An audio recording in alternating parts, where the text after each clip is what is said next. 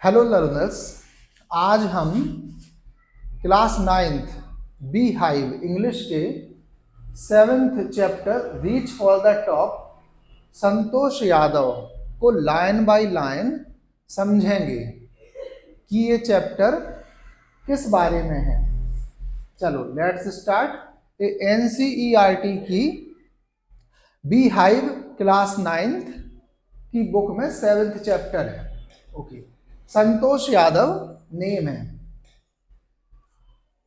First paragraph में है the only woman in the world who has scaled Mount Everest twice was born in a society where the birth of a son was regarded as a blessing and a daughter, though not considered a curse, was not generally welcome.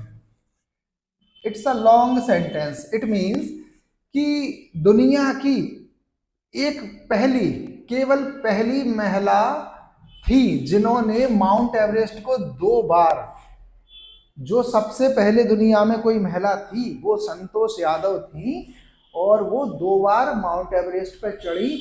और ऐसी society, ऐसे समाज से आती थी जहां पर बेटे के जन्म को वरदान माना जाता था, ब्लेसिंग यानी वरदान, जबकि डॉटर को हालांकि अभिशाप तो नहीं माना जाता था, लेकिन जनरली सामान्य रूप से लोग वेलकम नहीं करते थे, यानी ज्यादा खुशी नहीं होती थी उनके समाज में संतोष यादव की बेटी हुई है तो ज्यादा खुशी की बात नहीं है, बेटों के लिए खुश होते थे।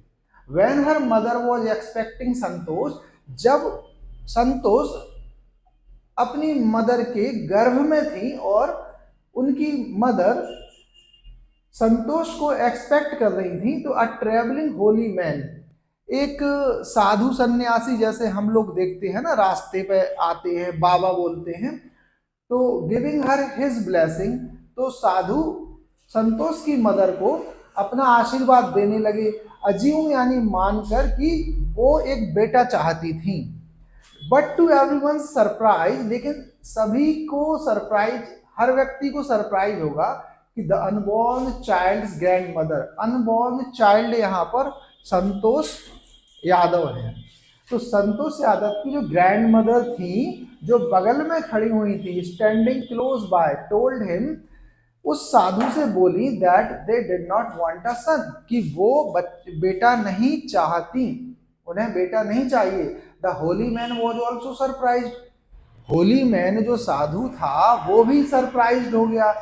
नेवरदलेस, फिर भी he gave the requested blessing, और जो आशीर्वाद या वरदान साधु से मांगा गया कि हमें बेटा नहीं चाहिए, यानी अपोजिट क्या चाहिए, बेटी, तो साधु ने कहा आशीर्वाद है, आप जैसा चाहती हो वैसा ही होगा। And as destiny would have it, और जैसा कि किस्मत में था, the blessing seemed to work, जो आशीर्वाद था वो काम करता नजर आ रहा था।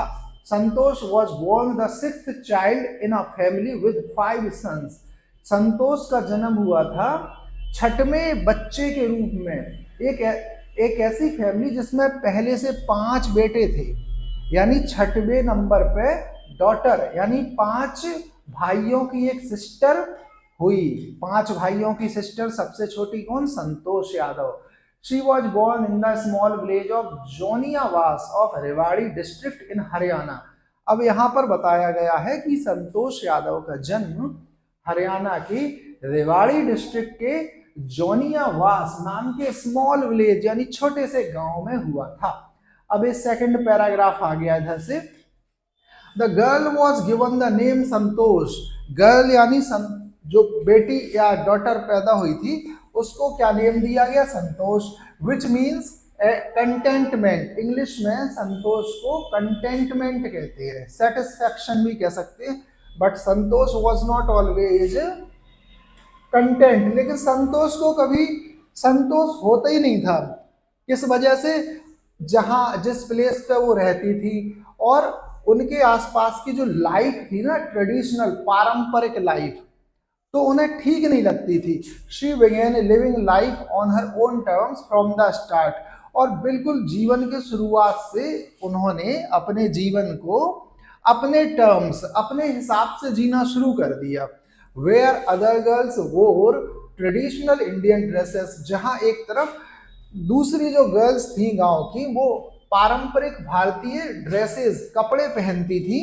संतोष प्रेफर्ड शॉर्ट्स, लेकिन संतोष को ज्यादा पसंद क्या आते थे? शॉर्ट्स। शॉर्ट्स यानी छोटे कपड़े पसंद आते थे। Looking back she says now, अब वो याद करते हुए उस समय की बात बताती हैं। अब क्या बताती हैं? फ्रॉम द वेरी, देखो यहां पर इन्वर्टेड कॉमास लगाया गया है यहां से यहां तक, यानी कि संतोष खुद ही बता रही हैं, खुद बता रही हैं, यानी आई यहां पे संतोष के लिए आया है। फ्रॉम द वेरी बिगिनिंग, यानी बिल्कुल शुरुआत से, आई वॉज क्वाइट डिटरमिन्ड, मैं काफी डिटरमिन्ड थी, that if I chose a correct and a rational path, कि अगर मैंने करेक्ट यानी सही और एक रैशनल यानी विवेकपूर्ण रास्ता चुना, the others around me had to change not me, अगर मैं सही हूं, विवेकपूर्ण मेरा निर्णय है, तो दूसरे जो मेरे आसपास थे उनको बदलना होगा, मुझे नहीं। सेकंड पैराग्राफ एंड होता है, थर्ड पैराग्राफ है, Santosh parents were affluent land owners, Santosh के जो माता पिता थे वो धनी जमींदार थे।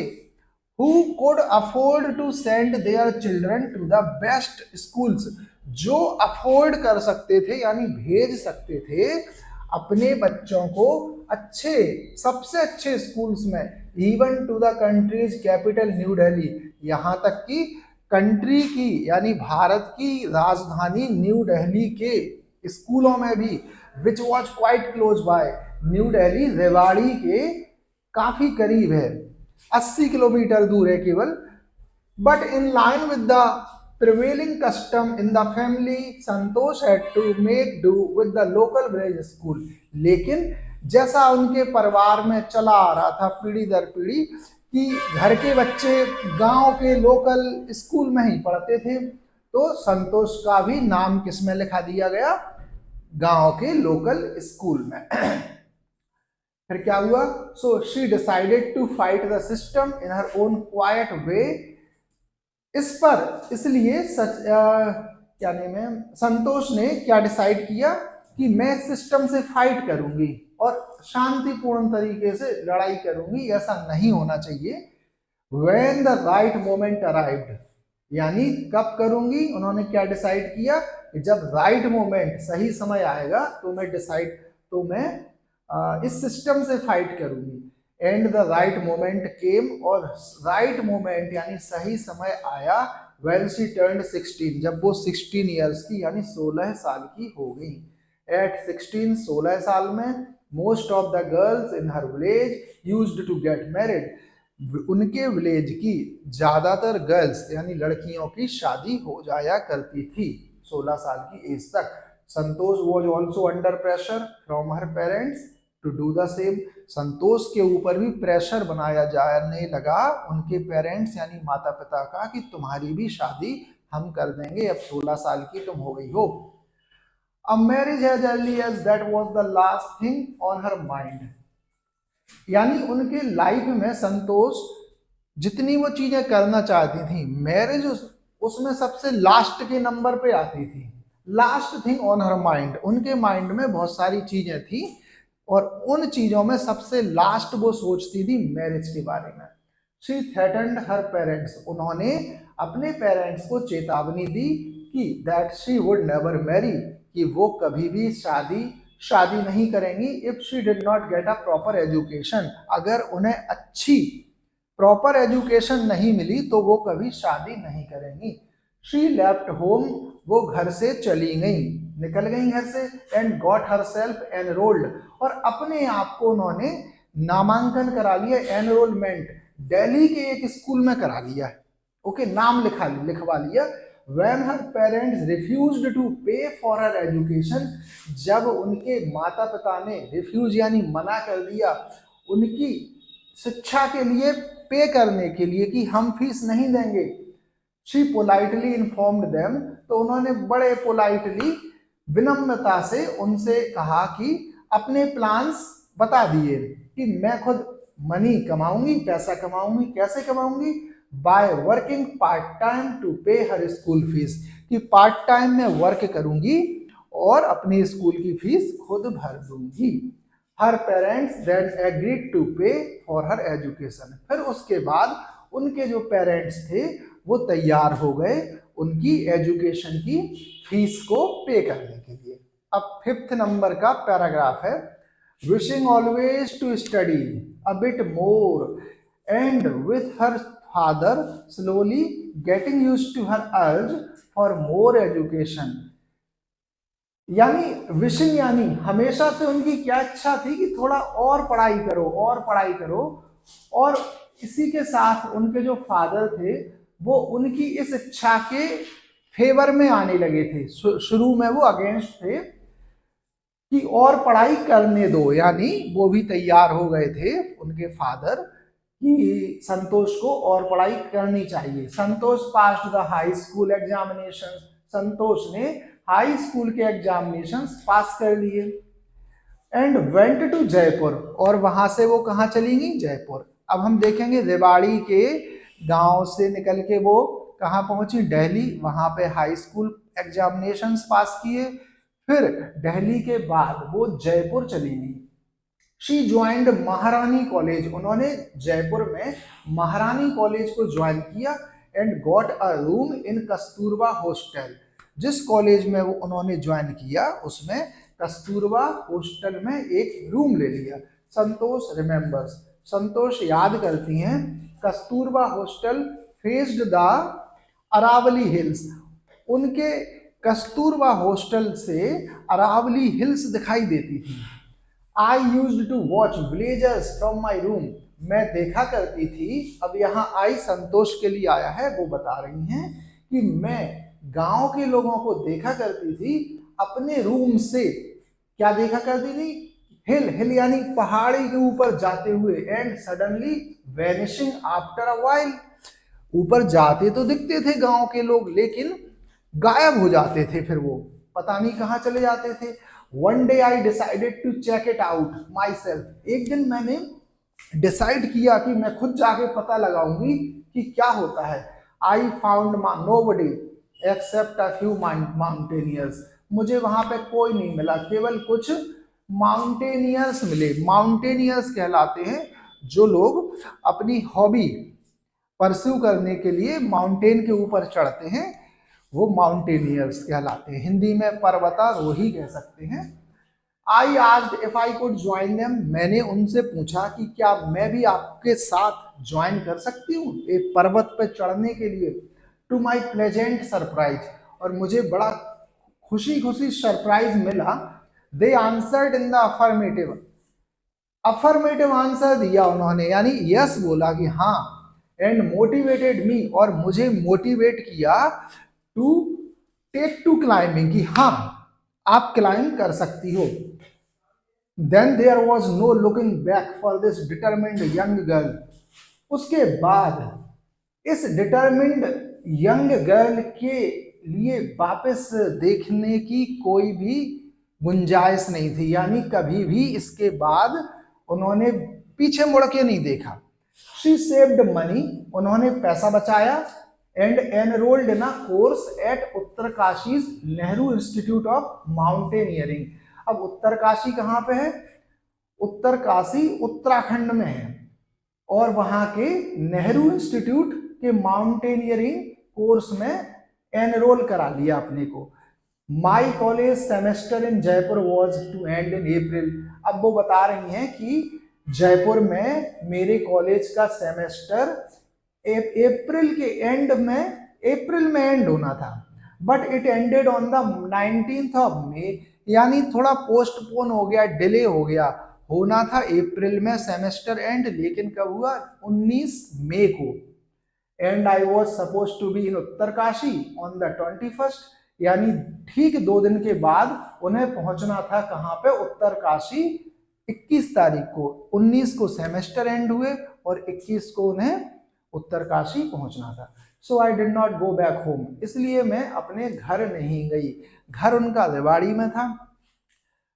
Okay, instead I headed straight for the training, मैं सीधी कहाँ चली गई, जयपुर से ट्रेनिंग के लिए Uttarkashi. I had to write a letter of apology. Apology यानी होता है माफी। मैंने माफी भरा पत्र या चिट्ठी अपने फादर को लिखी। Without whose permission I had got myself enrolled at Uttarkashi. उनकी परमिशन के बिना मैंने अपने आप को उत्तरकाशी में एनरोल करा लिया था, यानी मैंने अपना नाम लिखा लिया था माउंटेनियरिंग कोर्स में। अब 7th पैराग्राफ है, देयर आफ्टर, उसके बाद Santosh went on an expedition every year. उसके बाद संतोष हर साल एक्सपीडिशन में जाने लगी। एक्सपीडिशन कहलाते हैं एक अभियान कह सकते हैं, यानी जैसे कई लोगों के साथ माउंटेन के ऊपर चढ़ना शुरू किया तो 1 महीने के लिए चले गए, फिर वापस आ गए, फिर कई महीने बाद फिर गए, ऐसे, या हर साल जाती थी। हर क्लाइंबिंग स्किल्स मैच्योर्ड रैपिडली। उनकी जो क्लाइंबिंग की स्किल्स थी वो रैपिडली यानी काफी तेजी से मैच्योर होने लगी। Also she developed a remarkable resistance to cold and the altitude. इसी के साथ उन्होंने एक रिमार्केबल रेजिस्टेंस डेवलप कर ली, किसके प्रति? सर्दी के प्रति। हम जानते हैं कि वहां पर बहुत सर्दी होती है ऊपर माउंटेन पे, और एल्टीट्यूड भी, ऊंचाई भी रहती है। Equipped with an iron will, physical endurance and an amazing mental toughness. अब ये क्या कह रहे हैं? उनके बारे में बता रहे हैं कि एक तो उनकी आयरन विल थी, लोहे की तरह शक्ति, फिजिकल एंड्योरेंस, फिजिकल यानी बॉडी की सहन शक्ति, and an amazing mental toughness, mental toughness यानी दिमाग से, यानी मानसिक उनकी जो स्थिति थी वो भी बहुत ज्यादा टफ थी, स्ट्रॉन्ग थी। शी प्रूव्ड हरसेल्फ रिपीटेडली, बार बार वो अपने को साबित करती रही, प्रूव करती रही। The culmination of her hard work and sincerity केम इन 1992। उनके इस हार्ड वर्क और सिंसियरिटी का जो चरम यानी सबसे ऊपर का स्थान, कल्मिनेशन आया, वो कब आया? 1992 में। Just 4 years after she had shyly asked the Aravalli mountaineers, यानी उन्होंने 4 साल पहले ही अरावली, जयपुर के पास अरावली माउंटेनियर से पूछा था कि क्या वो उन्हें ज्वाइन कर सकती हैं, और उसके बाद 4 साल उन्होंने प्रैक्टिस की, कोर्स किया, और 1992 में at barely 20 years of age, barely means मात्र 20 साल की उम्र में संतोष यादव ने माउंट एवरेस्ट को स्केल कर लिया, यानी उस पर वो चढ़ गए। Becoming the youngest woman in the world, दुनिया की सबसे कम उम्र की महिला बनी वो जो माउंट एवरेस्ट पर चढ़ी। टू अचीव द फीट, इस फीट को, फीट यानी होगा कारनामा, एक रिमार्केबल एक्ट।